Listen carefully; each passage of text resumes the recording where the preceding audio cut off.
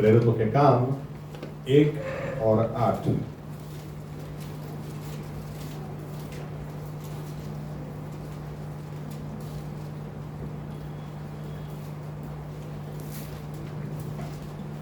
પણ પવિત્ર આત્મા તમારા પર આવશે ત્યારે તમે સામર્થ્ય પામશો અને આખા યરુશલેમમાં, આખા યહૂદિયામાં, સમરોનમાં તથા પૃથ્વીના છેડા સુધી તમે મારા સાક્ષી થશો।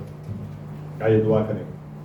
हमारे जीवित परमेश्वर प्रभु यीशु मसीहा, हम हृदय की गहराई से आपको धन्यवाद देते हैं। आज का दिन, ये समय आपने हमको दिया, इसलिए हमारी विनती है प्रभु यीशु मसीह कि आप प्रभु यीशु मसीहा इन वचनों के द्वारा हमसे बात करें, हमसे व्यवहार करें।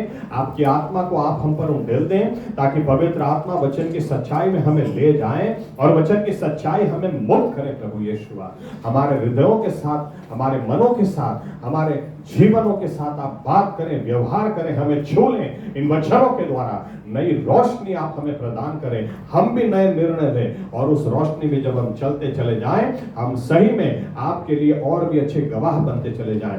ऐसा आप हम सभी के साथ में होने दें। आप बोलें और महिमा सिर्फ आप लें। हमें ज्ञान, बुद्धि, समझ और प्रकटीकरण की आत्मा आप दें। हमारी आंखों को खोले ताकि हम आपको निहार सकें, हमारे कानों को खोले ताकि हम आपको सुन सकें।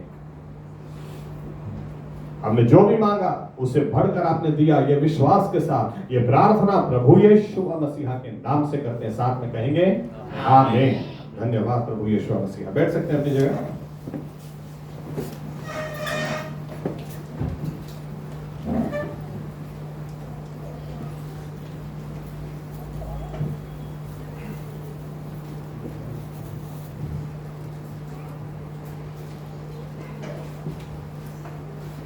ओके, पेंटिकॉस्ट के विषय में आज आगे बढ़ते हैं, एक कदम और आगे जाते हैं। अभी बाइबल हमें सिखाती है, प्रभु यीशु मसीह की बहुत तमन्ना थी, प्रभु यीशु की ये इच्छा अपनी कलीसिया के लिए कि वो सामर्थ से भरी हो। यीशु मसीह ने कहा, मेरी कलीसिया मैं बांधूंगा और मैं ऐसी बांधूंगा कि उसके सामने अधोलोक का जोर नहीं चलेगा। आमीन। यानी यीशु मसीह की जो कल्पना या तो जो योजना कलीसिया के लिए कि कलीसिया शैतान के सिर को कुचल कर, उसको भगा कर, हरा कर आगे बढ़ती चली जाए और उसका कोई भी जोर कलीसिया के विरुद्ध चले नहीं। आमीन। और इसलिए पुनरुत्थान के बाद हम बार बार देखते हैं कि यीशु मसीह ने बार बार पवित्र आत्मा के ऊपर रेफरेंस दिए। उतना ही नहीं, लेकिन यूहन्ना बपतिस्मा को भी हम देखें तो बार बार यूहन्ना बपतिस्मा भी यूं बोलते थे कि देखो, मैं पानी से बपतिस्मा करता जरूर हूं, लेकिन जो मेरे पीछे आ रहा है वो पानी से, अग्नि से बपतिस्मा, वो पवित्र आत्मा से और अग्नि से बपतिस्मा करेगा। आमीन। यानी यीशु मसीह की सेवकाई वो पवित्र आत्मा से बपतिस्मा करने की सेवकाई है। आमीन। क्यों? क्योंकि यीशु मसीह के शब्द में जब तुम पवित्र आत्मा पाओगे तुम सामर्थ पाओगे। आमीन। आमीन। और इसीलिए हमने कुछ बातें पहले भी देख ली। अगर खाली याद दिला दूं, जब भी पवित्र आत्मा, नए नियम में हम देखते हैं, जब भी पवित्र आत्मा उतरा है या लोगों को मिला है तो बाइबल कहती है वे अन्य भाषाओं में बोले हैं। आमीन। आमीन। उतना ही नहीं, लेकिन हमने ये भी फर्क देखा है, अन्य भाषा यानी ग्लोसा ये भाषा है जो परमेश्वर के अलावा कोई नहीं समझता। लेकिन पवित्र आत्मा के 9 दान हैं, उन दानों में से एक दान ये है कि पृथ्वी की भाषाएं, डायलेक्टोस, पृथ्वी की भाषाएं बोलना, जो पृथ्वी के लोग समझते हैं, वो जो आपने सीखी ही नहीं, अगर फिर भी आप बोलें, लेकिन हिसाब सिंपल है, पवित्र आत्मा का दान होगा तो पवित्र आत्मा के दान होंगे। आमीन।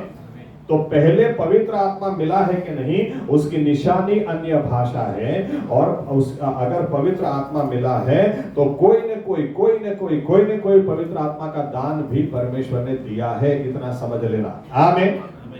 और मेरी इच्छा तो है कि हो सकता है शायद इस विषय पर भी मैं बोल दूं, क्योंकि बहुत दान, अलग अलग दान बाइबल में है। अगर मैं गलती नहीं कर रहा हूं तो एक बार मैंने लिस्ट पूरा सेट किया था, शायद 27 जितने दान हैं। वैसे हम लोग पहला कोरिन्थी 12वां अध्याय पढ़ेंगे तो सिर्फ 9 दान उधर दिखाई देते हैं, लेकिन बाइबल दूसरे दानों के बारे में भी बताती है। हो सकेगा तो मैं परमेश्वर अगुवाई देगा तो देखेंगे उसके ऊपर। उदाहरण के तौर पर अगर आपके घर पे कोई आता है, आप उसको अच्छी आगता स्वागता करते हैं, अच्छा मान देते हैं, खाना अच्छा खिलाते हैं, तो बाइबल बताती है ये भी एक दान है। हर कोई नहीं कर सकता। आपको टीवी में सिखाएंगे और इतना चम्मच नमक लीजिए और इतना ये लीजिए और इतना ये लीजिए, अरे फिर भी आपके हाथ से अलग ही बनेगा। आमीन आमीन। हर एक की उंगलियां पता नहीं क्या जादू परमेश्वर ने डाला, एक का एक कभी बनेगा ही नहीं। आप उतना ही नमक लो, उतना ही चीनी लो, उतना ही ये लो, उतना ही ये लो, तो भी नहीं बनेगा। चाय दुनिया में हजारों लोग बनाते होंगे, लेकिन हर एक की हाथ की चाय कुछ अलग ही होती। आमीन। तो परमेश्वर ने सबको कुछ ना कुछ अलग अलग दिया है, याद रखना। और इसके लिए हमको प्रार्थना भी करनी चाहिए, खोजना भी चाहिए, पीछे पड़ जाना चाहिए कि क्या परमेश्वर ने दिया है। लेकिन आज क्योंकि वही पहला कुरिन्थी 12वें अध्याय में पौलुस बोलता है, हम लोग यीशु मसीह के शरीर का, हम लोग कलीसिया यीशु मसीह का शरीर है, यानी कोई हाथ है, कोई पैर है, कोई किडनी है, कोई लिवर है, लेकिन हर एक कुछ ना कुछ तो है। आमीन। एक के बिना दूसरा काम नहीं कर सकता। कभी भी हमको ये नहीं सोचना है कि मेरा तो कुछ काम ही नहीं है। नहीं, अगर आप किडनी है तो किडनी फेल हो जाओ तो देखो क्या होता है, लिवर फेल हो जाए तो देखो क्या होता है। आपके बिना चल ही नहीं सकता, इसलिए तो परमेश्वर ने आपको बचाया है। आमीन आमीन। हर एक व्यक्ति जो उद्धार पाया है वो इस बात को समझ लें, आपके लिए कोई सेवकाई, आपके लिए कोई ऐसी बात, कोई ऐसा दान, कोई ऐसी बात परमेश्वर ने रखी है जो दुनिया में और किसी के पास नहीं है। आमीन। सिर्फ आपके पास है। इसलिए अपने आप को कभी भी छोटा नहीं समझना, कभी भी ऐसा नहीं समझना मेरा तो क्या काम है, मेरा तो कुछ भी काम नहीं, ऐसा कोई भी नहीं है। आमीन। ओके, हम आगे बढ़े। आज बढ़ने से पहले कुछ और रेफरेंसेस के ऊपर मैं छूना चाहता हूं, इसलिए एक आयत पढ़ते हैं। पहला कुरिन्थी 14 अध्याय, पहला कुरिन्थी 14 अध्याय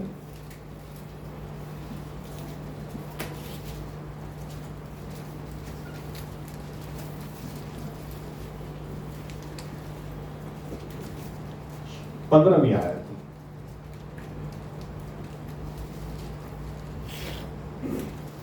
पहला कुरिन्थी 14 और 15। તો શું હું આત્માથી પ્રાર્થના કરીશ ને સમશક્તિથી પણ પ્રાર્થના કરીશ, આત્માથી ગાઈશ ને સમશક્તિથી પણ ગાઈશ। ओके, देखिए पौलुस क्या बोलता है। पौलुस बोलता है मैं आत्मा से भी गाऊंगा, बुद्धि से भी गाऊंगा, मैं आत्मा से भी प्रार्थना करूंगा, मैं बुद्धि से भी प्रार्थना करूंगा। आमीन। तो इसका मतलब मैं हमेशा इस तरह से देता हूं, दो पैर, दोनों पैर में अगर सही ताकत होगी तो आप सीधा खड़ा रह सकते हैं, तो आप बैलेंस में रह सकते हैं, नहीं तो बैलेंस नहीं रहेगा। ज्यादातर लोग ऐसे ही चलते हैं, एक पैर मजबूत दूसरा पैर कमजोर। पौलुस क्या बोलता है, वो 18वीं आयत में बोलता है मैं तुम सबसे ज्यादा अन्य भाषाओं में प्रार्थना करता हूं। फिर भी पौलुस क्या बोलता है, मैं कितनी ही अन्य भाषाओं में प्रार्थना क्यों ना करूं, फिर भी मैं बुद्धि से भी प्रार्थना करूंगा, समझ शक्ति से भी प्रार्थना करूंगा।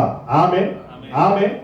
तो इसका मतलब क्या है कि दो पैर, अगर आप चाहते हैं कि आप सीधा खड़ा रह सके, बैलेंस में खड़े रह सके, तो बुद्धि से भी प्रार्थना करना है और आत्मा से भी प्रार्थना करना है। आमीन। आत्मा से जब आप प्रार्थना करते हैं तो चलो पौलुस का शब्द पकड़ते हैं, 14वीं आयत, एक आयत ऊपर क्या लिखा है, पौलुस क्या बोलता है देखो। જો કે હું અન્ય ભાષામાં પ્રાર્થના કરું તો મારો આત્મા પ્રાર્થના કરે છે ખરો, પણ મારી સમજ શક્તિ નિષ્ફળ છે। हाँ, अब क्या बोलता है पौलुस कि जब मैं अन्य भाषा में प्रार्थना करता हूं तो मेरी आत्मा प्रार्थना जरूर करती है, लेकिन समझ शक्ति, क्योंकि समझ में नहीं आ रहा ना कि मैं क्या प्रार्थना कर रहा हूं, तो मेरी बुद्धि तो वैसी की वैसी रहती है। आमीन। इसीलिए बुद्धि से भी प्रार्थना करना जरूरी है। और इसीलिए आगे बढ़े उसके पहले इस विषय को मैं छूना चाह रहा था। बुद्धि से प्रार्थना करने का मतलब है वचन के आधारित प्रार्थना करना। आप बाइबल पढ़ो, याकूब का पहला अध्याय याद रखना। कई लोग क्या करते हैं, सुबह 8 से 10 मेरा बाइबल पढ़ने का समय है, रात को 8 से 10 मेरा प्रार्थना करने का समय है। अरे ऐसा नहीं होता भाई। आप जब भी अपने आप को आईने में देख रहे हैं ना, वही संवारने का समय है। आमीन कोई ऐसा बोलता है सुबह 8 से 10 में अपने आप को आईने में देखूंगी और रात को 8 बजे में बाल बनाऊंगी। अरे जब आप आईने में देख रहे हैं तभी बाल बनाने का समय है, तभी आंखों में कचरा निकालने का समय है। आमीन।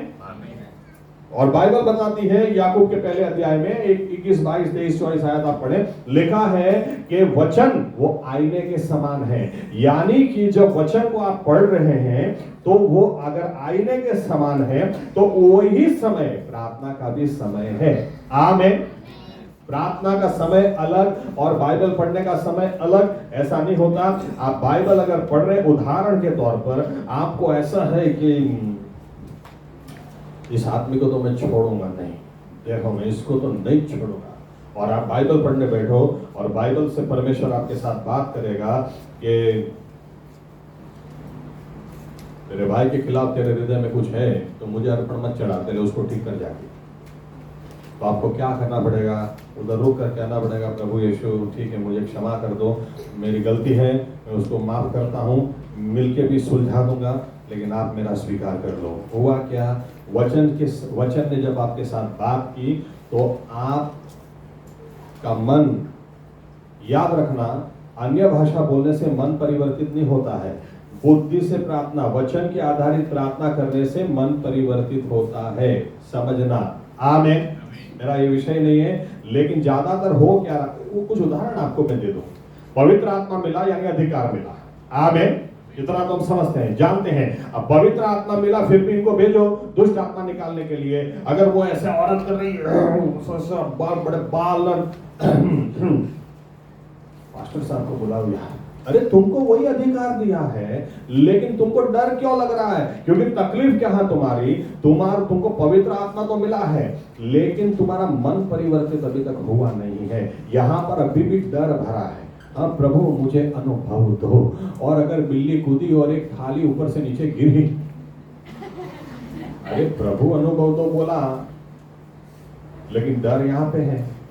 यहाँ से बदलना बहुत जरूरी है, दोनों बैलेंस में आना बहुत जरूरी है। आमीन। आमीन। इसलिए आत्मा से भी प्रार्थना करना, बुद्धि से भी प्रार्थना करना। बुद्धि से प्रार्थना करने का मतलब वचन के आधारित। अगर आप बाइबल नहीं पढ़ोगे तो बाइबल के आधारित प्रार्थना नहीं कर सकते। अब बाइबल के आधारित प्रार्थना नहीं कर सकते तो समझ लेना एक बात कि आपका एक पैर हमेशा कमजोर रहेगा। फिर आप कितने घंटे,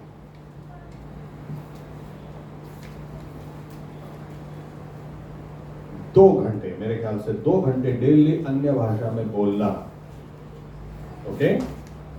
लेकिन अगर हस्बैंड ने कुछ सामने बोल दिया तो उसको चाटा मारने में वाइफ को टाइम ही नहीं लगता। और लोग क्या पूछते हैं, ये कौन सा पवित्र आत्मा है? अरे हो सकता है राइट पवित्र आत्मा ही हो, लेकिन बाइबल तो पढ़ते नहीं। बाइबल पढ़ेंगे तो भाई तुम अपने पति को अधीन हो जाओगे।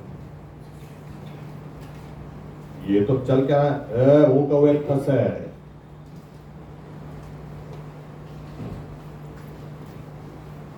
तकलीफ का है, ये बदला ही नहीं। बाइबल क्या बताती है, पढ़ते चलो। रोमनों की पत्री 12, 1 और 2। रोमनों की पत्री 12, 1 और 2।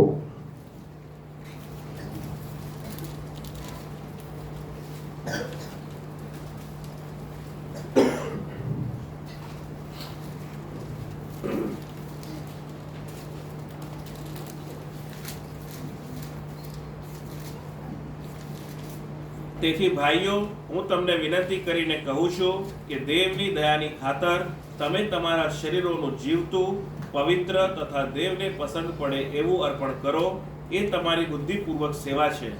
આ જગતનું રૂપ તમે ન ધરો, પણ તમારા મનથી નવીનતાને યોગ્ય તમે પૂર્ણ રીતે રૂપાંતર પામો, જેથી દેવની સારી તથા માન્ય तथा संपूर्ण इच्छा शी है ते तमे पारखी सको। क्या लिखा है, मन परिवर्तित होना जरूरी है। आमीन। हम उद्धार पाए हैं कनान मिस्र से बाहर निकले हैं, स्वर्गीय कनान की ओर आगे बढ़ रहे हैं। लेकिन इस मार्ग में एक काम होना जरूरी है, हमारा मन बदलना जरूरी है, स्वभाव बदलना जरूरी है। 5 साल पहले जो गाली बोलते थे आज भी वही गाली बोलते हैं। 10 साल पहले किसी को भी श्राप देते थे आज भी वही श्राप दे देते हैं। इसका क्या मतलब है? 10 साल में 5 साल में मन परिवर्तित हुआ ही नहीं है। मन परिवर्तन होना बहुत जरूरी है। पहले डर लगता था आज नहीं लगता है, पहले अविश्वास था आज विश्वास भरपूर है। कुछ तो फर्क आना चाहिए। ये तभी आएगा जब आप बाइबल रेगुलरली पढ़ोगे, वचन से परमेश्वर आपके साथ बात करेगा और आप उस बात को लेकर प्रार्थना करोगे, तभी ही निर्णय लोगे, तभी ही परिवर्तन आएगा। आमीन। इसलिए पौलुस बोलता है मैं बुद्धि से भी प्रार्थना करूंगा, आत्मा से भी प्रार्थना करूंगा। आज ज्यादातर पेंटिकॉस्टल लोग क्यों, या तो मैं यूं कह दूं, एक शिक्षण अमेरिका में, सिंगापुर में काफी जगह चलता है। और जब मेरे सामने ये बात आई, क्या सिखाते हैं ये लोग? ऐसा सिखाते हैं कि किसी दिन अगर आपका बाइबल पढ़ने का रह जाए तो चिंता मत करो, आधा घंटा अन्य भाषा में बोलना वो बाइबल पढ़ने के बराबर हो जाता है। एकदम बोगस, थर्ड क्लास बाइबल के बाहर का टीचिंग है। बाइबल को आप कभी भी रिप्लेस नहीं कर सकते। आमीन, आमीन। आज विश्वासी लोग बदलते नहीं हैं। क्यों? आज भी इनको पिक्चर के गीत ज्यादा अच्छे लगते हैं। क्यों? ये चेंज नहीं हुआ। आज भी उनको बाइबल पढ़ने में मजा नहीं आता है। 10 साल के बाद भी बाइबल पढ़ने में मजा नहीं आता है, समझ में भी नहीं आता है। दूसरी बातें बहुत आसानी से समझ में आती है। सामने रोज जो पहले आप बाजू से पहला बाजू चालू आ गए, इनको दूसरी बातें बहुत समझ में आती है, बाइबल समझ में नहीं आता है, क्योंकि ये बदला ही नहीं। ये वैसा का वैसा ही है, सड़ा हुआ, अभी भी सड़ा हुआ है। क्यों? क्योंकि वचन नहीं पढ़ते। वचन से परमेश्वर बात नहीं करेगा। जब आप वचन ही नहीं पढ़ोगे तो बात नहीं करेगा, तो आप निर्णय भी क्या लोगे, प्रार्थना भी क्या करोगे? इसीलिए ज्यादातर पेंटिकॉस्टल लोग ठोकर रूप हो जाते हैं।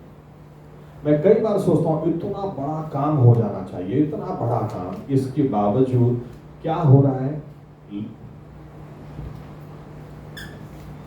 यीशु मसीह ने क्या बोला? पवित्र आत्मा इसलिए तुमको दूंगा ताकि तुम मेरे गवाह बन जाओ। आमीन। तुम मेरे गवाह बन जाओ, सामर्थ पाओ और ऐसे गवाह मेरे बन जाओ कि तुम यरूशलेम में हो, यहूदिया में हो, समारिया में हो, संसार के कोने तक, लेकिन तुम मेरे गवाह बनो। आमीन, आमीन। लेकिन आज क्या हो रहा है? पेंटिकॉस्टल लोग ठोकर रूप बन रहे हैं। क्यों ठोकर रूप बन रहे हैं? क्योंकि कितने लोगों से मैं पूछता हूं ना, आप तो अन्य भाषा में प्रार्थना करते हैं, अरे लेकिन बाइबल पढ़ते हो या नहीं? जब आप बाइबल नहीं पढ़ोगे आपका बैलेंस नहीं रहेगा। दोनों चीज करना जरूरी है। मैं बुद्धि से भी प्रार्थना करूंगा और मैं आत्मा से भी करूंगा।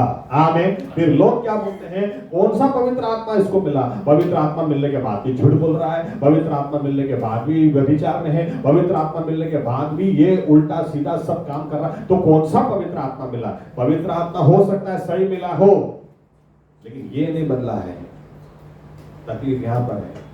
और ये तभी बदलेगा, ये अन्य भाषा बोलने से नहीं बदलेगा। पौलुस खुद क्या बोलता है? जब मैं अन्य भाषा बोलता हूं, जब अन्य भाषा में परमेश्वर से मैं बात करता हूं, तो मेरी आत्मा परमेश्वर की आत्मा से बात जरूर करती है, लेकिन मेरा दिमाग, मेरा मन वो बिना फल के रहता है, क्योंकि उसको तो समझ में नहीं आ रहा है कि मैं क्या बोल रहा हूं। आमीन, आमीन। इसलिए दोनों चीज बैलेंस में होना जरूरी है। आमीन।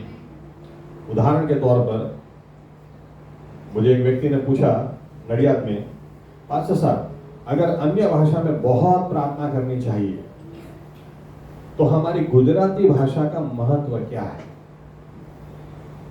तो मैंने कहा गुजराती भाषा का महत्व यह है कि आप अन्य भाषा में बहुत प्रार्थना करो, ये गुजराती में ही प्रचार किए करके सिखाया जाता है। आमीन। क्योंकि मैं अगर अन्य भाषा में बोलने लगूंगा तो किसी को समझ में आएगा नहीं। आपको समझाने के लिए मुझे आपकी भाषा में बोलना पड़ेगा। ये भाषा का इंपॉर्टेंस है, इसलिए बुद्धि से भी प्रार्थना करना है और आत्मा से भी प्रार्थना करना है, दोनों का महत्व है। आमीन, आमीन। हम आत्मा से प्रार्थना करने के विषय के ऊपर आगे बढ़ते हैं, लेकिन ये बोलना जरूरी था क्योंकि मन बदलना जरूरी है। आमीन। आज आपका विश्वास कम हो, आज आपका विश्वास ऐसा हो कि यार मैं बीमार को छूंगा तो कई लोगों को उल्टा अनुभव होता है। पास्टर साहब इसको बुखार था, मैंने प्रार्थना की, तेज बुखार हो गया। बस मुझे 2-4 दिन पहले किसी ने बोला, पास्टर साहब कई बार तो मुझे प्रार्थना करने से भी डर लगता है। मैंने बोला क्यों? पास्टर साहब मैं जो भी सोचती हूँ, जो भी प्रार्थना करती हूँ, उससे उल्टा ही होता है।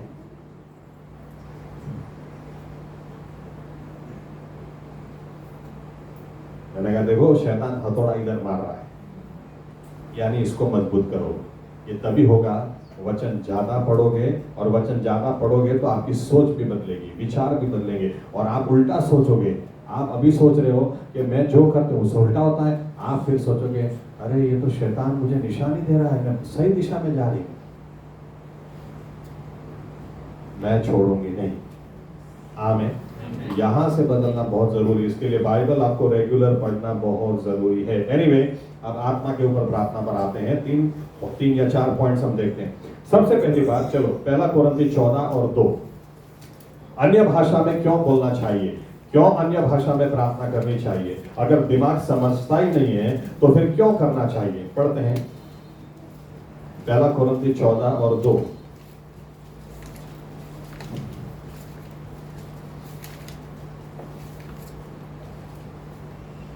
કેમ કે જે કોઈ અન્ય ભાષા બોલે છે તે માણસની સાથે નહીં પણ દેવની સાથે બોલે છે, કેમ કે કોઈ તેનું બોલવું સમજતું નથી પણ આત્મામાં તે મર્મો બોલે છે।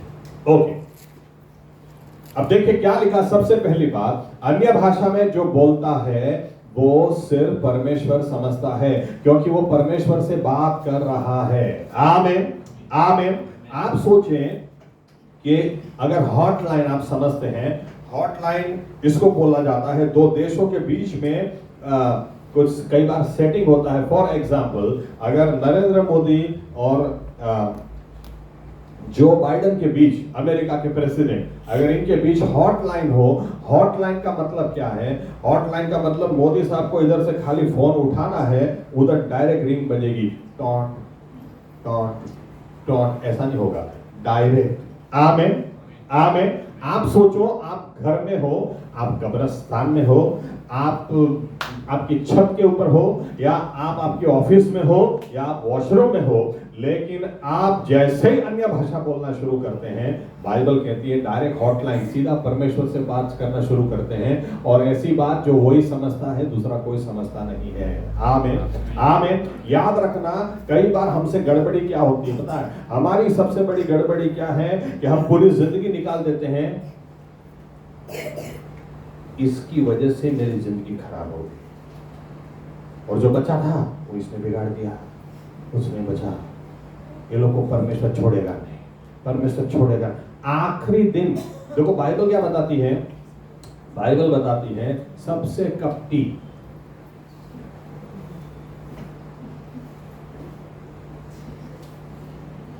आपका हृदय है। बाइबल बताती है सबसे कपटी ये हृदय है। ये हृदय हमको उल्लू बनाता है।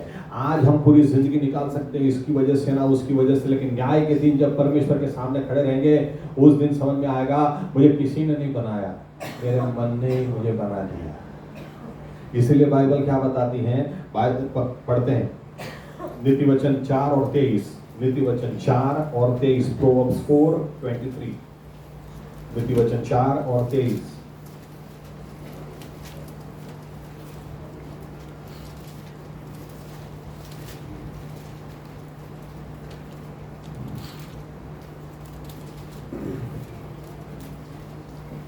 પૂર્ણ ખંતથી તારા હૃદયની સંભાળ રાખ, કેમ કે તેમાંથી જ જીવનનો ઉદ્ભવ છે। देखो क्या लिखा है, पूरी ताकत से, पूरे उत्साह से अपने हृदय की रखवाली तू कर।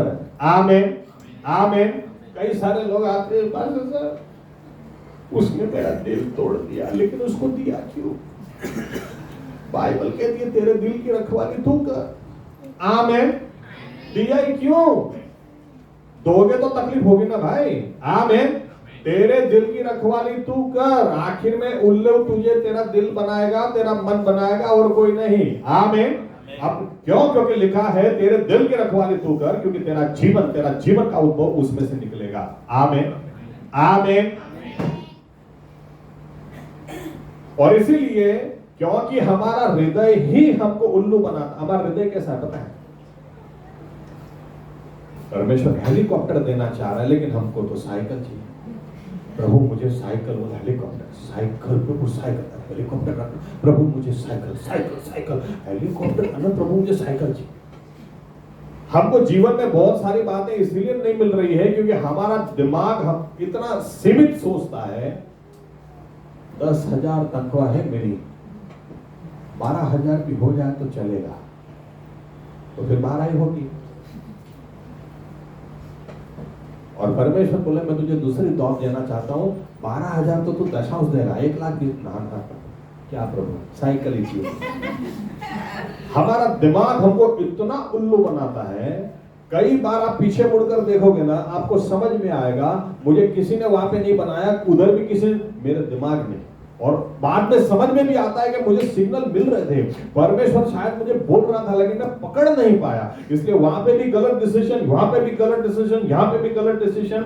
इसलिए बाइबल हमको एक बहुत अच्छा इसका रास्ता निकाल के देती है। जब सीधा खून हार्ट तक नहीं पहुंचता तो डॉक्टर उसको नस को उधर से काट के बाईपास करते, बाईपास मारो, बाईपास। ये बाईपास ट्रीटमेंट है क्योंकि हमको समझ में नहीं आता।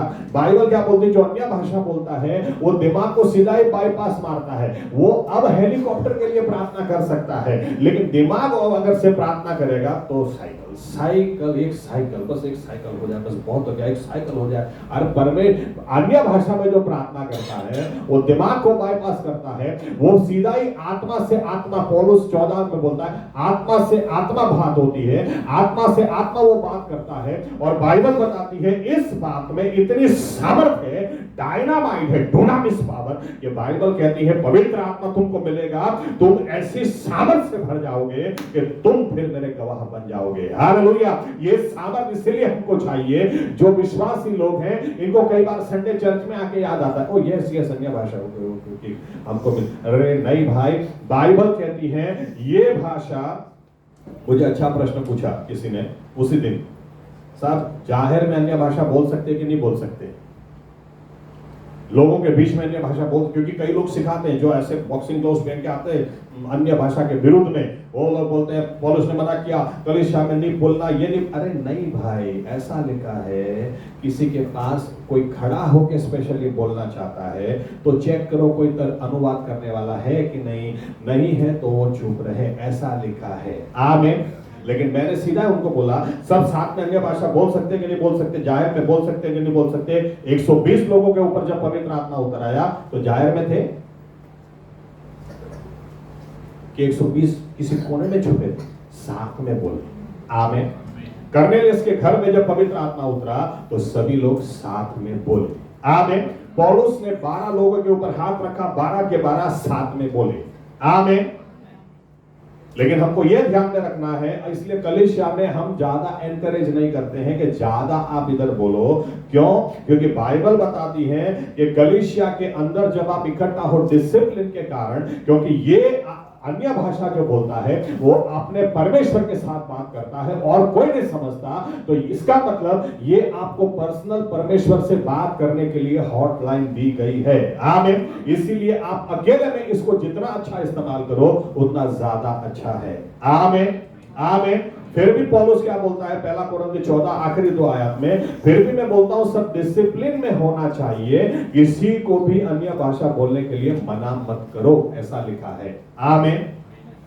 लेकिन ये ध्यान में रखना कि पर्सनल हमको ये परमेश्वर ने अनुग्रह दिया है कि ये मेरे और मेरे परमेश्वर के बीच की बात है और इसमें दिमाग नहीं आता है। आप सोचें कि पर्सनल पर हॉटलाइन हमको दी गई है कि बेटा अगर आप डोनाल्ड ट्रंप की पर्सनल नंबर आपके पास हो तो हम कितना अपने आपको, यार मैं क्या डोनाल्ड ट्रंप को मिस कॉल मारता हूँ, वो मुझे फोन करते हैं सामने से, अरे डोनाल्ड ट्रंप की बात जाने दो, राजाओं का राजा प्रभुओं का प्रभु, उसने हमको हॉटलाइन दी है। पवित्र आत्मा जिसको मिला है, जब वो अन्य भाषा बोलता है, डायरेक्ट परमेश्वर से बात करता है और कोई उसका समझता नहीं है।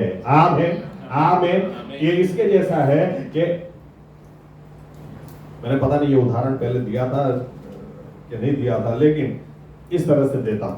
दो दोस्त होते हैं ना, वो अंदर की बातें वही समझते हैं, क्या इनकी भाषा है, क्या इनकी कोड लैंग्वेज है, वही समझते हैं। उदाहरण के तौर पर एक लड़का अपने दोस्त को बोलता है, देख रिजल्ट आने वाला है और मैं नहीं जाऊंगा, तू जाके रिजल्ट देख क्या है। अगर मैं एक सब्जेक्ट में फेल हूं तो मुझे फोन करके ऐसे बोलना कि तुम्हारे पड़ोस में जो जैन रहते हैं उनकी जय। और अगर मैं 2 सब्जेक्ट में फेल हूं तो ऐसा बोलना कि तुम्हारे लेफ्ट साइड भी जो जैन भाई रहते हैं वो दोनों जैन भाइयों की जय। तो लड़का फोन करके बोलता है, पूरे जैन समाज की जय।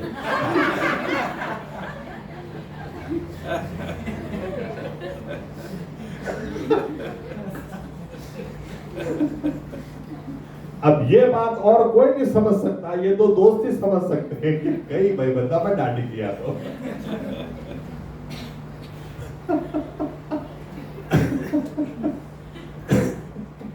यहां पर परमेश्वर ने अन्य भाषा जो दी है, पर्सनल वही समझता है और कोई समझता नहीं है। आमीन आमीन। क्या बात हो रही है, क्या प्रार्थना हो रही है, कोई समझता नहीं। इसलिए बाइबल हमको यूं भी कहती है कि आप एक कदम और आगे जाना चाहते हैं तो आप प्रार्थना करो कि मैं क्या अन्य भाषा में प्रार्थना कर रहा हूं, उसकी समझ भी परमेश्वर मुझे दे। आमीन। क्योंकि 9 दान में से सबसे आखिरी दान यही है कि भाषाओं का अनुवाद भी आप कर सकते हैं जो भाषा आपने सीखी ही नहीं है। आमीन। बड़ा नहीं वे अन्य भाषा में ज्यादा बोलो। जो अन्य भाषा में बोलता है, ज्यादा बोलता है, वो परमेश्वर से सीधा आत्मा से आत्मा बात करता है। इन शॉर्ट, हमारी जरूरियातें आत्मा जानती है, हमारी आत्मा जानती है, परमेश्वर की आत्मा जानती है। यानी जो अन्य भाषा में बोलता है, तीर निशाने मारता है। आमीन आमीन। इसलिए बहुत अन्य भाषा में प्रार्थना करो। दूसरी बात, चलो पढ़ते हैं आगे। उसी आयत में क्या लिखा है? पहला कोरिन्थी 14 और 2। કેમ કે જે કોઈ અન્ય ભાષા બોલે છે તે માણસની સાથે નહીં પણ દેવની સાથે બોલે છે, કેમ કે કોઈ તેનું બોલવું સમજતું નથી પણ આત્મામાં તે મર્મો બોલે છે। ओके, दूसरी बात क्या लिखी है कि जो अन्य भाषा बोलता है वो आत्मा में मर्मों को बोलता है। आमीन। मर्म बोलता है, रहस्यों को बोलता है, मिस्ट्रीज बोलता है। यानी अगर इसका सीधा मतलब या तो एक ही मतलब कुछ और बातें इसके साथ जोड़ी जा सकती है, लेकिन मैं यूं कहूं, हर व्यक्ति के लिए सबसे बड़ी समस्या, सबसे बड़ी मिस्ट्री ये होती है कि मेरे लिए परमेश्वर की मर्जी क्या है, मेरे लिए आगे होगा क्या, मेरे जीवन में आगे क्या होने वाला, ये होगा वो होगा। हमारे जीवन में इतनी कंफ्यूजन रहती है, लेफ्ट जाऊं, राइट जाऊं, सीधा जाऊं, पीछे जाऊं, क्या जाऊं, शादी इससे करूं या इससे करूं, जॉब ये वाली लूं या ये वाली लूं, फुल जॉब के साथ सेवकाई करूं, फुल टाइम मिनिस्ट्री के लिए प्रार्थना करूं, क्या करूं। इतनी सारी समस्या, इतने सारे प्रश्न हमारे जीवन में होते हैं। मेरा होगा क्या?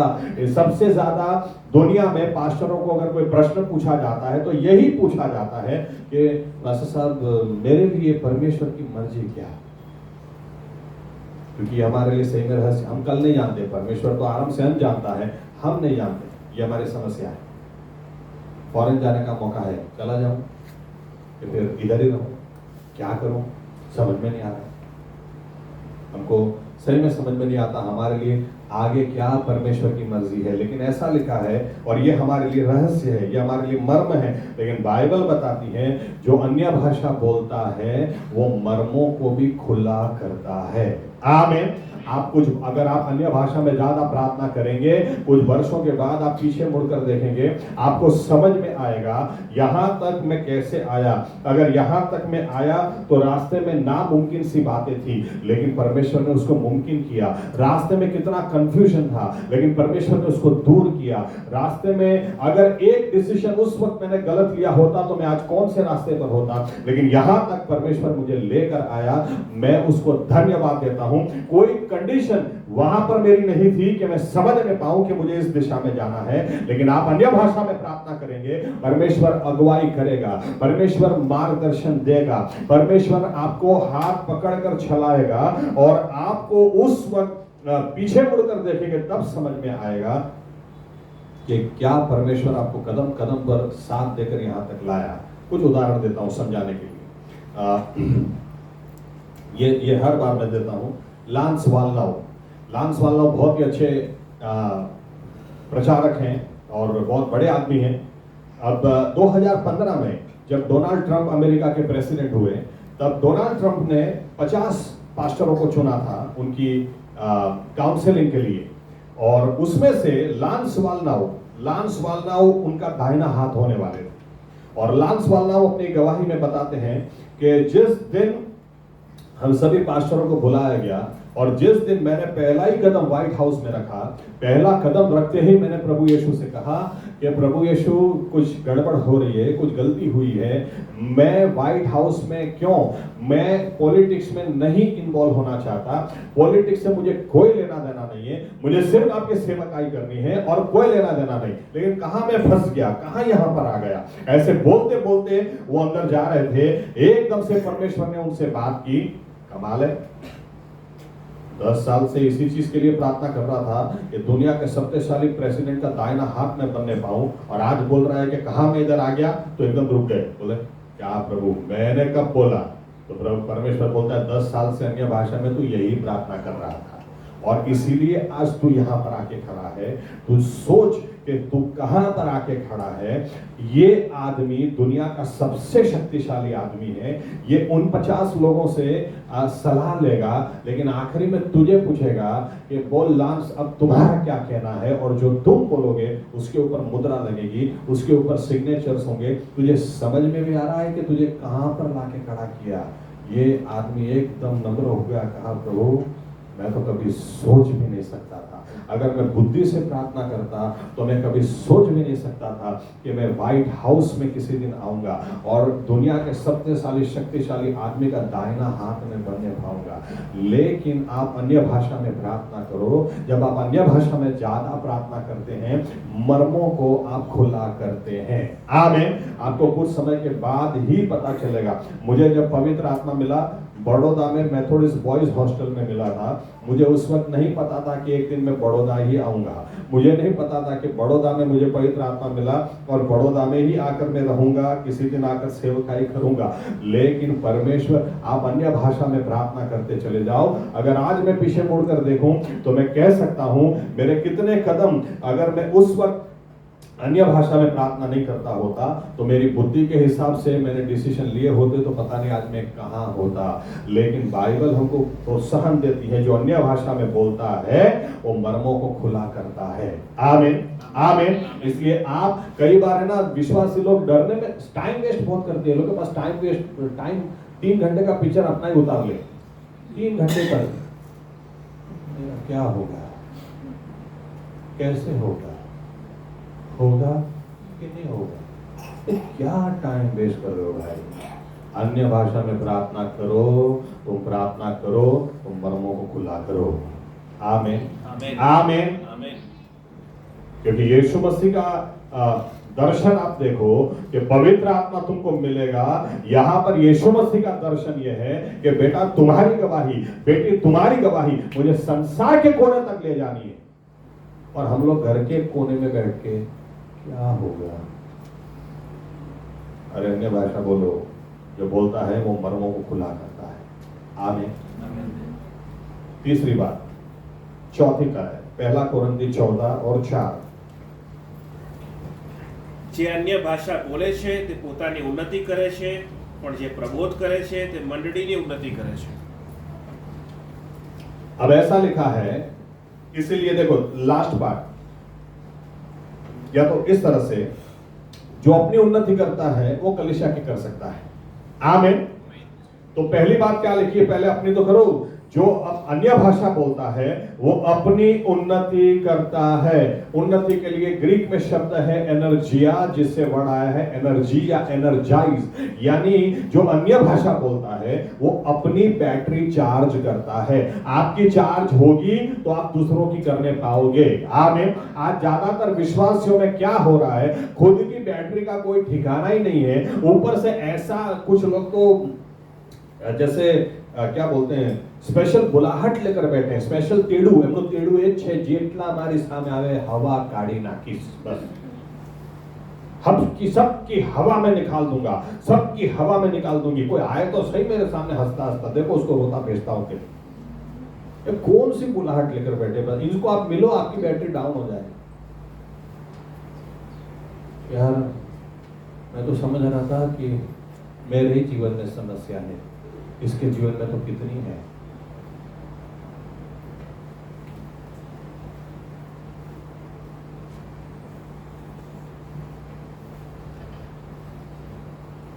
गुरुवार को वो भाई मुझे पूछते हैं,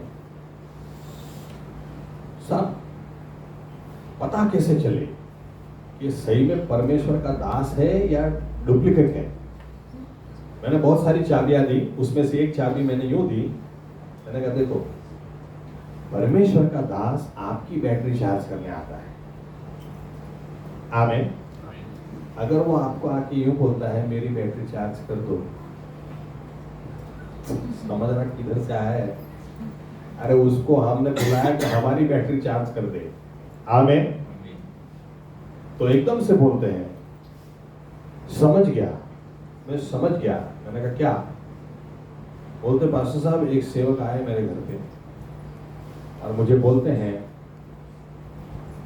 मुझे एक नया मोबाइल ले दो, मुझे एक नए मोबाइल की जरूरत है। तो मैंने कहा जरूर, क्यों नहीं, चलो मैं ले जाता हूँ। फिर मुझे बोलते पास्टर साहब मैं क्या बताऊँ, मैं 30,000 का मोबाइल इस्तेमाल करता हूँ, इतना पैसा है मेरे पास, फिर भी मुझे लगता है कि ये जो 30,000 का फोन है इसमें सब फीचर है, इससे ज्यादा महंगा लेने की क्या जरूरत है। वो मास्टर मुझे दुकान पे ले गए और उन्होंने 1,30,000 का फोन मुझे बोलते आप फोन ले आपो। मैंने लेके दिया, चौकड़ी मार दी। आज के बाद इस आदमी से कोई लेना देना नहीं। भाई 1,30,000, मैं 30,000 का इस्तेमाल करता।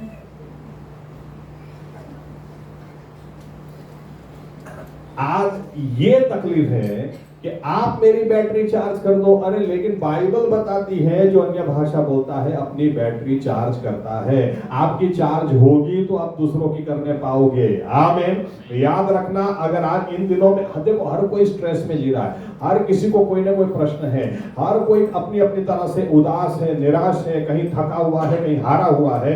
इसके बीच में यीशु मसीह अपने चेलों से बोलते हैं तुम इस संसार का उजियाला हो, तुम इस संसार का नमक हो।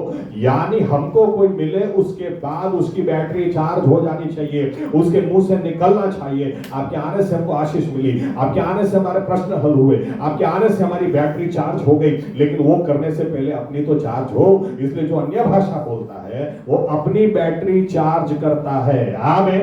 आज हमें बहुत जरूरत है ऐसे विश्वासियों की जो इतने विश्वास से भरे हो कि निराश से निराश व्यक्ति आए उसको भी ऐसी आस से भर दे, ऐसी आशा से भर दे कि उछलता कूदता वहां से जाए, ये विश्वास के साथ कि रात मेरी आई है, सुबह भी मेरी आएगी। आमीन। आमीन। ये विश्वास लोगों को मिल जाना चाहिए। आज सही में अगर जरूरत है तो ऐसे लोगों की हमको जरूरत है जो हमारे विश्वास को बांधे, हमको निराशा में आशा दे, जो हमको हृदय टूटा हुआ हो और हमको दिलासा दे, हमको अशांति में दे रहे हो शांति दे। लेकिन ये तभी हो सकता है जब पहले हम अपनी बैटरी चार्ज करें। आमीन। मारावाड़ी तो खावा नहीं आती है। કેટલા દિવસથી નહીં આલે? 2 દિવસથી, मैं तो 5 દિવસથી नहीं आती। अब હું થાય? मैं निराश, तू भी निराश। फिर आखिरी में दुनियावी लोग हो तो चल यार उस बात पे एक पैक बना दे। कोई आश्चर्य की बात नहीं, विश्वासी लोग भी पैक मार देते। अन्य भाषा नहीं बोलेंगे, पैक पीने के बाद कोई और ही भाषा बोले। मैं मेरी कपड़े ड्राई क्लीनिंग में दिए थे, वो लेने गया था, वहां पर एक बहन एकदम से आके साहब साहब साहब साहब, मुझे पता नहीं कौन है, लेकिन वो मुझे जानती है। साहब ये रास्ते पे एक अंकल है, उनको बहुत तकलीफ है, जल्दी आओ, इसके लिए प्रार्थना करनी है। मैंने बोला कि रुको अंकल, आप चिंता मत करो। अब ये बहन को पता ही नहीं चल रहा है वो अंकल फूल पिए हुए हैं, और ये बोलती है अंकल हमारा पास्टर है, ये प्रार्थना करेंगे सब ठीक हो जाएगा। और अंकल अंग्रेजी में बोल रहे हैं क्योंकि पी हुई है, और अंग्रेजी ये बोल रहे, तो ये बहन बात, अंकल गुजराती बोलो, गुजराती, मुझे अंग्रेजी नहीं आवड़ती। मैंने बोला चिंता मत करो, मुझे सब समझ में आ रहा है। फेंका फेंक कर रही है, और ये बहन बोलती हमारा पास्टर प्रार्थना कराएंगे सब ठीक हो जाएगा। और अंकल पिए हुए, ना बेटा प्रार्थना थी ना था, हमारे पैसा चाहिए, पैसा।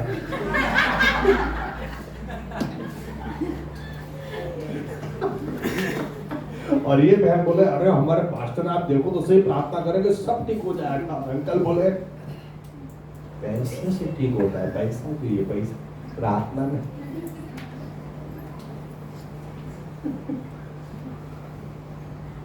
मुझे फिर भी ये बात इतनी अच्छी लगी, और ये बहन को समझ में नहीं आ रहा था। मैं इनको बोल रहा था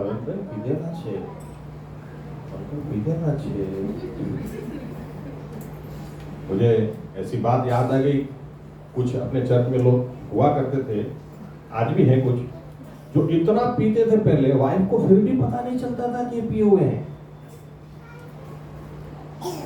क्या पता कैसे, लेकिन सच बात है। एनीवे, मैं यूं कहना चाह रहा था कि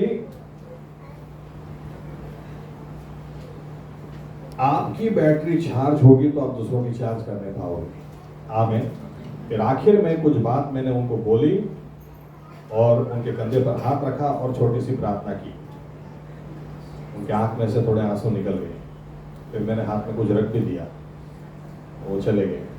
वहां से चलते चलते तो मैं ये सोचने लगा कि सही में आज समस्या किसको नहीं है, किसको नहीं है। वो बता रहे थे कि भाई आज मैं इस हालात में हूं, लेकिन मैं एक जमाने का लाखोंपति आदमी, लेकिन मेरी बीवी मर गई।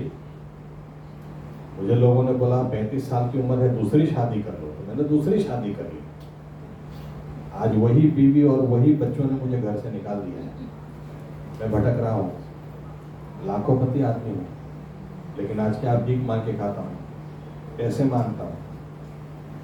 समस्या किसको नहीं है, लेकिन आपकी बैटरी चार्ज होगी तो आप किसी को दो बात अच्छी बोल सकते हैं। आमीन। तो आप किसी को आज हर कोई व्यक्ति इस तरह से घूम रहा है कि मेरी समस्या तो सबसे बड़ी, मेरी समस्या का कोई हल नहीं। लेकिन आप कभी सामने बैठ जाओ तो आप संसार का नमक, संसार का उजियाला, जिसने पहले अपनी बैटरी चार्ज की है, आपके सामने कोई बैठ जाए तो उसकी चार्ज हो जानी चाहिए। ये हमारी बुलाहट है। आमीन। इसलिए जो अन्य भाषा बोलता है अपनी बैटरी चार्ज करता है। याद रखना, सिर्फ अन्य भाषा से बैटरी चार्ज नहीं होती है, तो विषय है, इसलिए बाइबल पढ़ने से भी चार्ज होती है, परमेश्वर की आवाज सुनने से भी होती है। दाऊद का अनुभव, वो मुझे शांत पानी के पास ले जाता है, वहां मुझे ताजगी से भर देता है। आमीन। परमेश्वर की हजूरी में समय बिताने से भी बैटरी चार्ज होती है। लेकिन इस विषय को लेकर जो अन्य भाषा बोलता है वो बैटरी चार्ज करता है। आमीन। और आपकी बैटरी चार्ज होगी तो आपके सुनने वालों की बैटरी आप चार्ज करोगे। ये अगर इन दिनों, या तो इन दिनों में हर कोई स्ट्रेस में जी रहा है, अगर हम ये कर सके तो मुझे लगता है इससे बड़ी और कोई सेवकाई नहीं कि कोई भी हमें मिले उसकी बैटरी चार्ज हो जाए, उत्तेजन उसको मिल जाए, नई आस उसको मिल जाए। आमीन। आमीन। आखिरी पॉइंट देता हूं। पहला कोरिन्थी 13वां अध्याय, पहला कोरिन्थी 13वां अध्याय 8वीं आयत, 8 से आगे पढ़ो। ये शायद हम लोग देख चुके हैं, लेकिन आज अलग एंगल से देखते हैं। પ્રીતિ કદી ખૂટતી નથી, પણ ભવિષ્ય ભાગવાનું દાન હોય તો તે લોપ થશે, ભાષાઓ હોય તો તેઓનો અંત આવશે, વિદ્યા હોય તો તે જતી રહેશે, કેમ કે આપણું જ્ઞાન અપૂર્ણ છે અને આપણે અપૂર્ણ પ્રબોધ કરીએ છીએ, પણ જ્યારે સંપૂર્ણતા આવશે ત્યારે અપૂર્ણતા જતી રહેશે. ओके, जब संपूर्णता आएगी, एक्चुअली ग्रीक में जो शब्द का इस्तेमाल किया गया वो शब्द संपूर्णता नहीं, संपूर्ण. ओके, जो जब संपूर्ण आएगा, जो परफेक्ट है वो आएगा, तब सब अधूराइयां चली जाएंगी और संपूर्ण सिर्फ यीशु मसीह है. आमीन. यानी यीशु मसीह जब आएगा तब सारी बातें, सारी अधूराइयां चली जाएंगी, तब अन्य भाषा की जरूरत नहीं पड़ेगी, तब ज्ञान की जरूरत नहीं पड़ेगी, तब प्रबोध करने की जरूरत नहीं पड़ेगी. आमीन. ओके, इस बात को ध्यान में रखें और एक आयत पढ़े, एक भाग पढ़े, यूहन्ना 7:38 और 39. यूहन्ना 7:38 और 39.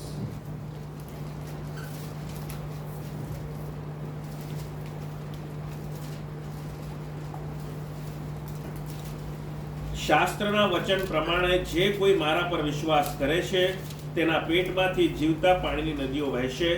પણ તેના પર વિશ્વાસ કરનારાઓને જે આત્મા મળવાનો હતો તે વિશે તેણે એ કહ્યું, કેમ કે ઈશુને હજી મહિમાવાન કરવામાં આવ્યો ન હતો, માટે પવિત્ર આત્મા હજી આપવામાં આવ્યો ન હતો. ओके, अब यहां पर बहुत इंपॉर्टेंट पॉइंट मैं आपको देता हूं. जब आप अन्य भाषा बोलते हैं या पवित्र आत्मा मिलता है और आप जब अन्य भाषा बोलते हैं तो इसका क्या मतलब है. आज मैं कई जगह ऐसी डिबेट्स देखता हूं, कई जगह यीशु मसीह तो मरे नहीं थे, यीशु मसीह तो उठे नहीं थे, मरा नहीं तो उठा किधर से, ये वो. लेकिन जो अन्य भाषा बोलता है वो अपने आप को याद दिलाता है. बाइबल सबसे पहला क्या कहती है, यीशु मसीह को अभी तक महिमावन नहीं किया गया था. महिमावन कब किया गया? मरने के बाद, पुनरुत्थान के द्वारा. आमीन. यानी यीशु मसीह अभी मरे नहीं, पुनरुत्थान पाए ही नहीं और अभी उनको महिमावन नहीं किया गया. इसीलिए क्योंकि उसके बाद में पवित्र आत्मा मिलने वाला था. आमीन. दूसरी बाजू क्या लिखा है, जब संपूर्ण आएगा तब अन्य भाषाएं नहीं रहेंगी. इसका क्या मतलब है? इसका मतलब पहली बात कि अगर मैं अन्य भाषा बोलता हूं तो मुझे पता है या पता होना चाहिए कि यीशु मसीह मरे थे, वो जीवित हुए, उनको महिमावन किया गया, तभी पवित्र आत्मा आएगा, तभी मुझे मिला है. यानी मुझे पास निशानी है, पर्सनल मुझे खातरी, मुझे निशानी दी गई है, कॉन्फिडेंस दिया गया. जब मैं अन्य भाषा बोलता हूं तो मैं ऐसे ही कोई लवारी, ऐसे ही कोई बात नहीं बोलता हूं. ये निशानी है कि मेरे प्रभु को मारा गया, उसको गाड़ा गया, लेकिन वो जिंदा हुआ, वो महिमा में गया और फिर पवित्र आत्मा को भेजा है. आमीन. दूसरी बात निशानी है, अन्य भाषा यीशु मसीह आ जाएंगे उसके बाद जरूरत नहीं पड़ेगी. यानी अगर आज भी हम अन्य भाषा बोलने पाते हैं, इसका मतलब प्रभु यीशु अभी तक आए नहीं है. आमीन. उनका आना अभी भी बाकी है. किसी दिन आपको अगर डर लगे कि ऐसा तो नहीं हो गया कि रात को मैं सो गया और यीशु मसीह आके चले गए, मैं रह गया, ऐसा तो नहीं हो गया, आप अन्य भाषा बोलो, मुंह से निकलती है, तो समझो अभी तक यीशु मसीह आए नहीं है. आमीन. अगर आपको पवित्र आत्मा नहीं मिला तो किसी को फोन करके बोल दो, रवि अन्य भाषा बोलने एक मिनट कर, रवि अन्य भाषा बोल, अरे बस શું થયું? न माते जानू तो प्रभु इसको आए तो नहीं किया. आने के बाद अन्य भाषा की जरूरत नहीं पड़ेगी. अगर अन्य भाषा आप बोलते हैं, यीशु मसीह अभी तक आए नहीं है. आमीन. और अन्य भाषा आप बोलते हैं तो याद रखना, इसीलिए आप देखो, पतरस के शब्द को आप देखो, पेंटिकोस के दिन पवित्र आत्मा मिलने के बाद जब पतरस और यूहन्ना एक लगड़े व्यक्ति को छंगा करते हैं, उसके बाद लोग उनको खड़ा करते हैं और उनके साथ दलीलें होती हैं, तब पतरस के शब्द का आप देखो, पतरस के शब्द प्रेरितों के काम 3 अध्याय 15वीं आयत से आगे पतरस क्या बोलता है पता है? तुमने जीवन के अधिकारी को मार दिया, लेकिन परमेश्वर ने उसको वापस जिंदा करके रखा और उस यीशु मसीहा के नाम पर विश्वास करने से ये लंगड़ा चंगा हुआ है। क्यों तुम इस तरह से बात कर सकते हो कि वो मर गया था और जिंदा हुआ? क्योंकि पवित्र आत्मा उसकी निशानी है। अन्य भाषा बोलते हैं वो उसकी निशानी है। पवित्र आत्मा कब मिलेगा? जब उसको मारा जाएगा, वो पुनरुत्थान पाएगा, जब महिमा में उसको ले लिया जाएगा, तब पवित्र आत्मा मिलेगा। यानी पवित्र आत्मा मिला है, इसका मतलब प्रभु यीशु ने अपनी जान दी, उनको मारा गया, उनको गाड़ा गया, उनको महिमा में लिया गया। दूतों ने कहा जिस तरह तुमने उसको जाते देखा है उसी तरह आते भी देखोगे। आमीन आमीन। इसलिए कोई आश्चर्य की बात नहीं है, आज परमेश्वर आत्मा पर आत्मा उंडेल रहा। सुबह ऐसे ही मैं नाश्ता कर रहा था और टीवी घुमा रहा था, एकदम से एक छोटा सा क्लिपिंग मैंने देखा। अभी कुछ दिनों पहले ही अफ्रीका में एक मीटिंग हुई, 4 लाख से ज्यादा लोगों को पवित्र आत्मा मिला। सभी लोग अन्य भाषा में बोल रहे हैं। परमेश्वर आज आत्मा को उंडेल रहा है। क्यों? पवित्र आत्मा दिखाता है कि परमेश्वर ने यीशुआ मसीहा को, वो मारा भी गया, गाड़ा भी गया, वो उठा और उसको महिमावान किया है।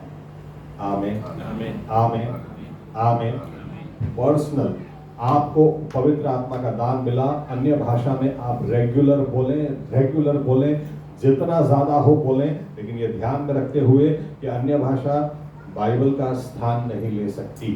ये बुद्धि से प्रार्थना करना, आत्मा से प्रार्थना करना, दोनों अलग अलग बातें हैं। आमीन। लेकिन परमेश्वर चाहता है कि विश्वासी लोग सामर्थ्य से जिए, इसके लिए पवित्र आत्मा दिया है। अगर नहीं मिला तो आप प्रार्थना करें कि परमेश्वर अपनी आत्मा से आपको भर दें, क्योंकि उसकी योजना एक ही है, मेरी कलीसिया के सामने शैतान का जोर नहीं चलेगा। आमीन आमीन।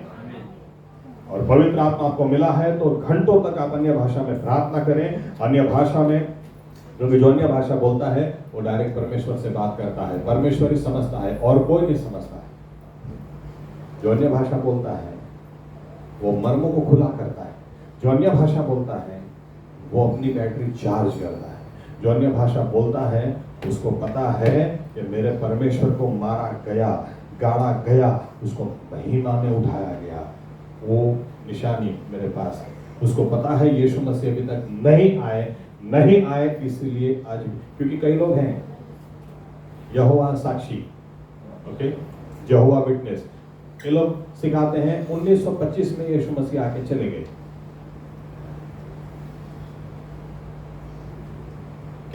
क्या शिक्षण है? आप बाहर जाओगे आपको पता चलेगा क्या क्या उल्टा सीधा चल रहा है। लेकिन पवित्र आत्मा जिसको मिला है उसको पता है अगर आज भी अन्य भाषा निकल रही है, इसका मतलब यीशु मसीह अभी तक आए नहीं हैं। उनके आने के बाद जरूरत नहीं। आमीन आमीन। अपने विश्वास में अपने आप को मजबूत बनाएं और प्रभु यीशु आपको अनुग्रह दे। इस विषय को मैं यहाँ पे खत्म नहीं करता हूँ, अभी और भी हमको जाना है, नेक्स्ट टाइम और भी देखेंगे। लेकिन आप एक निर्णय लें कि आपको पवित्र आत्मा मिला है तो आप ज्यादा से ज्यादा अन्य भाषा में प्रार्थना करें। ये आपको पर्सनल हॉटलाइन परमेश्वर ने दी है आपकी और परमेश्वर के साथ डायरेक्ट बात करने के लिए। उसका सही इस्तेमाल करें। आमीन। ज्यादा से ज्यादा इस्तेमाल करें। अफसोस कि डोनाल्ड ट्रंप ने अपना पर्सनल नंबर हमको दिया हो, फिर भी हम उसका इस्तेमाल नहीं कर रहे। परमेश्वर ने डायरेक्ट हॉटलाइन दी है, इस्तेमाल करें। आमीन। आइए अपनी जगह खड़े हो जाए।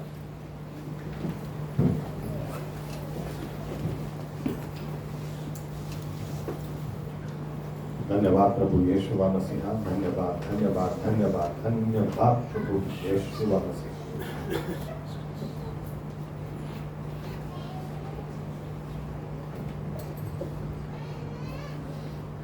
प्रभु यीशु मसीह, हम हृदय की गहराई से आपको धन्यवाद देते हैं कि आपने चाहा ऐसा कि हम इस संसार में उज्याले के समान, नमक के समान जिए, सामर्थ्य से भरकर जिए। आज शैतान को हरा कर, नहीं कि वो हमें परेशान कर, लेकिन हम उसको परेशान करते करते करते इस तरह से हम जिए। ऐसा प्रभु यीशु मसीहा आपकी योजना, हम आपको धन्यवाद देते हैं। और इसीलिए आपने आपके चेलों से कहा, अपने चेलों से आपने कहा, पवित्र आत्मा तुम पर उतर आए और तुम सामर्थ पाओगे, तुम सामर्थ पाओगे। ताकि तुम मेरे गवाह बन जाओ। प्रभु यीशु मसीहा, हमें से ज्यादातर लोगों को पवित्र आत्मा मिला है, लेकिन प्रभु यीशु हमने सही इस्तेमाल किया ही नहीं। हम क्षमा चाहते हैं उसके लिए। हमारी प्रार्थना है आपसे कि आप हमें अनुग्रह देना कि यहां से आगे हम बहुत अन्य भाषा में प्रार्थना करें, ज्यादा समय प्रार्थना करें। उतना ही नहीं, लेकिन जिनको नहीं मिला उनको भी प्रभु यीशु उनके हृदयों को भी आप खोल देना, उनको भी आपकी आत्मा से आप भर देना, ताकि हर व्यक्ति पर्सनल अपनी हॉटलाइन परमेश्वर के साथ डायरेक्ट बात करने वाला हो जाए, मर्मों को खुला करने वाला हो जाए, अपने आप को बैटरी चार्ज करने वाला हो जाए। और प्रभु यीशु आपको मारा गया, गाड़ा गया, महिमा में आपको उठाया गया, ये विश्वास के साथ, और आप बहुत जल्दी आने वाले। इस विश्वास में हर कोई आगे बढ़ता चला जाए, ऐसा सभी के साथ आप होने दें, ऐसी हमारी प्रार्थना और विनती है।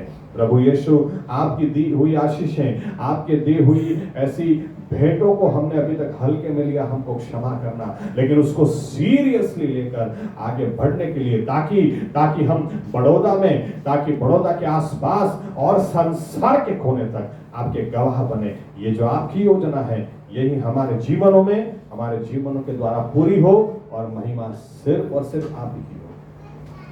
ये प्रार्थना प्रभु यीशु मसीहा के नाम से हम करते हैं, आमीन। ओ आकाश माना हमारा बाप, तुम्हारा नाम पवित्र मनाओ, तुम्हारा राज्य आओ, જેમ આકાશમાં તેમ પૃથ્વી પર તમારી ઈચ્છા પૂરી થાય। દિવસની અમારી રોટલી આજ તમે અમને આપો, અને જેમ અમે અમારા ઋણોને માફ કર્યા છે, તેમ તમે અમારા ઋણો અમને માફ કરો। અમને પરીક્ષણમાં ન લાવો, પણ બુરાઈથી અમારો છૂટકો કરો। કેમ કે રાજ્ય તથા પરાક્રમ તથા મહિમા સર્વકાળ સુધી તમારા છે, આમીન। હવે આપણા તારનાર પ્રભુ યેશુ મસીહા પોતાના મુખને આપણી તરફ રાખશે, પોતાના મુખનો પ્રકાશ તેઓ આપણી પર પાડશે, પોતાની કૃપાથી આપણને ભરપૂર રાખશે, પોતાના શાલોમ શાંતિથી આપણા મનો અને હૃદયોને ભરેલા રાખશે। એક પ્રાર્થનાનો જવાબ તેઓ લંબાવેલા હાથ વડે આપશે, અને પ્રભુ યેશુ મસીહાની કૃપા આપણા આત્માઓની કાળજી હમણાંથી સદા સર્વકાળ સુધી રાખશે, આમીન। ધન્યવાદ।